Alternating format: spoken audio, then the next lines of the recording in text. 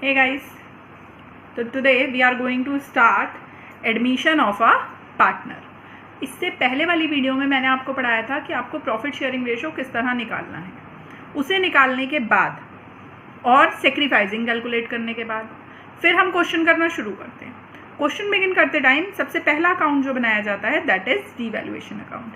4 accounts के बारे में मैंने आपको बताया था, जिसमें से पहला अकाउंट है रीवैल्यूएशन अकाउंट। इसका फॉर्मेट है पर्टिकुलर अमाउंट। क्लियर?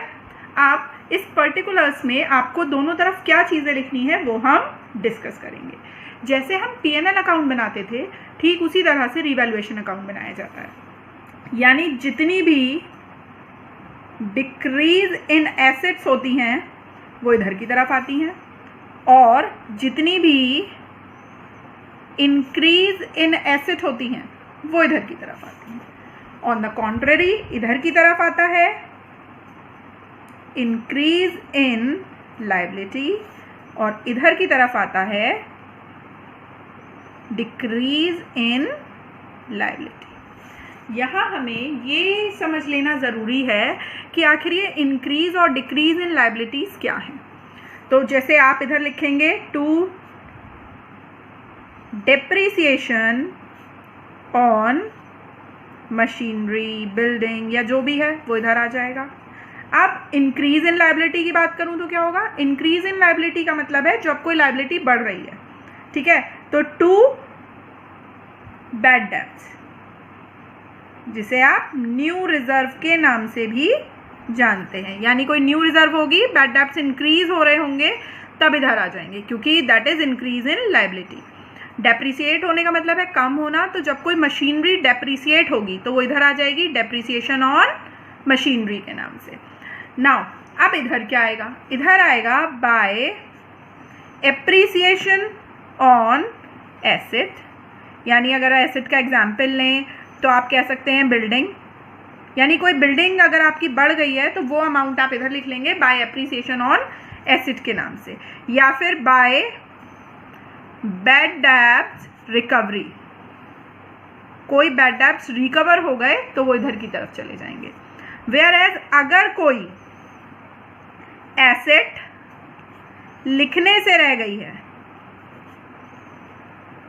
यानी आप भूल गए हैं तो वो इधर आ जाएगी। जैसे कोई अनरिटन टाइपराइटर हो, ठीक है, या फिर अनरिकॉर्डेड एसेट जिसे आप कह सकते हैं। अनरिकॉर्डेड एसेट है तो वो इधर आ जाएगी। और अगर कोई अनरिकॉर्डेड लायबिलिटी है तो वो इधर आ जाएगी। या फिर अगर आपके क्रेडिटर्स इंक्रीज हो गए हैं तब भी इधर ही लिखे जाएंगे। यानी अनरिकॉर्डेड एसेट या अनरिकॉर्डेड लायबिलिटी वो चीज़ होती है जिसमें आप लिखने से भूल जाते हैं, ठीक है, किसी भी एसेट या फिर लायबिलिटी को। इसके सिवाय अगर आपके कोई एक्सपेंस हुए हैं किसी तरीके के, कोई आपको खर्चा करना पड़ा है, एक्सपेंस ऑन रीवैल्यूएशन या किसी और तरीके का कोई खर्चा, तो आप इधर की तरफ प्लेस कर देंगे। या अगर कोई और एसेट डिक्रीज हो रही है, जैसे पेटेंट डिक्रीज हो गए या कुछ भी, तब आप इधर की तरफ लिख देंगे। इसके बाद इसको टोटल करने का फॉर्मेट भी बहुत इजी है। आपको दोनों तरफ का टोटल कर लेना है अलग अलग।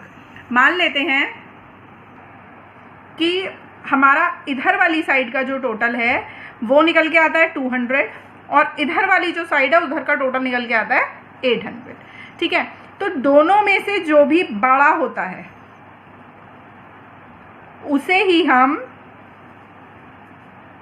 दोनों तरफ लिख लेते हैं, ठीक है। पहला क्या है कि दोनों में से जो भी बड़ा होता है उसे ही दोनों तरफ लिख लेते हैं। तो 200 और 800 में बड़ा क्या है? 800, इसलिए मैं इधर भी 800 लिख लूंगी और इधर भी 800 लिख लूंगी। सेकेंड पॉइंट कहता है हमारा दैट हमें बड़े में से छोटा लेस करना होता है। बड़े में से छोटा लेस कर देते हैं, यानी हम 800 में से माइनस कर देंगे 200 तो निकल के आ जाएगा 600। अगर ये इधर की तरफ आएगा तो हमारे लिए प्रॉफिट कैलकुलेट होगा, और अगर इधर की तरफ आएगा तो हमारे लिए लॉस कैलकुलेट होगा। यानी इधर है तो it would be known as profit, और इधर है तो it would be known as loss. तो इस क्वेश्चन में क्योंकि हमारा इधर का टोटल ज़्यादा था इसलिए हमें प्रॉफिट हो रहा होगा। यहाँ पे हमारे पास प्रॉफिट बच जाता है 600 रुपीज़ का, क्योंकि हमने 800 में से ये वाले 200 माइनस कर लिए हैं।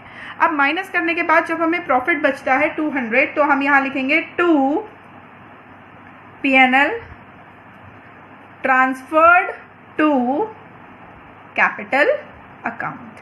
अब हमारा जो ये P&L निकल के आया है इसे हम ट्रांसफ़र कर देंगे कैपिटल अकाउंट में।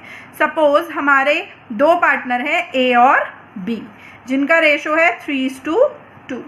ठीक है, पार्टनर है हमारे A और B जिनका रेशो है 3:2। तो ये जो हमारा 600 निकल के आया है इसे हम 3:2 के रेशो में बांट देंगे। कैसे बांटेंगे देखिए, A के लिए हम बांटेंगे 600 इंटू, मैंने आपको बताया था 3:2 का क्या मतलब है, 3 + 2 दैट इज 5, यानी 3/5 और 2/5। A का रेशो ये है और B का रेशो ये है, तो A का निकालेंगे हम 3/5 करके और B का निकालेंगे 600 इंटू 2/5 करके। ठीक है,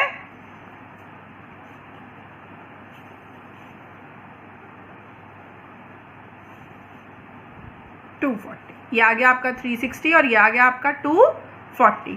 यहाँ हम इसे मेंशन कर लेंगे। ठीक है, तो मेंशन कर लेते हैं कितना कितना, 360 और 240। तो ये आपका पूरा रिवैल्यूएशन बनके तैयार हो जाएगा। अब जो जो चीज़ें इसमें आती जाएंगी उन्हें हम 1 बाय 1 समझते जाएंगे। क्लियर है? Okay, that's it for revaluation account. इसके बाद मैं आपको एक क्वेश्चन में रिवैल्यूएशन अकाउंट करना बताऊंगी कि किस तरह क्वेश्चन में रिवैल्यूएशन अकाउंट किया जाएगा। अभी हम पूरा क्वेश्चन नहीं करेंगे, पहले हम सिर्फ 2 या 4 क्वेश्चंस के रिवैल्यूएशन बनाएंगे ताकि हमारा रिवैल्यूएशन क्लियर हो जाए। After that we will switch towards partners capital account, तब हम फिर पार्टनर्स कैपिटल अकाउंट करेंगे। 2 बेसिक चीज़ें हैं जो याद रखनी है, एसेट कम होगी इधर आ जाएगी, ज़्यादा होगी इधर आ जाएगी।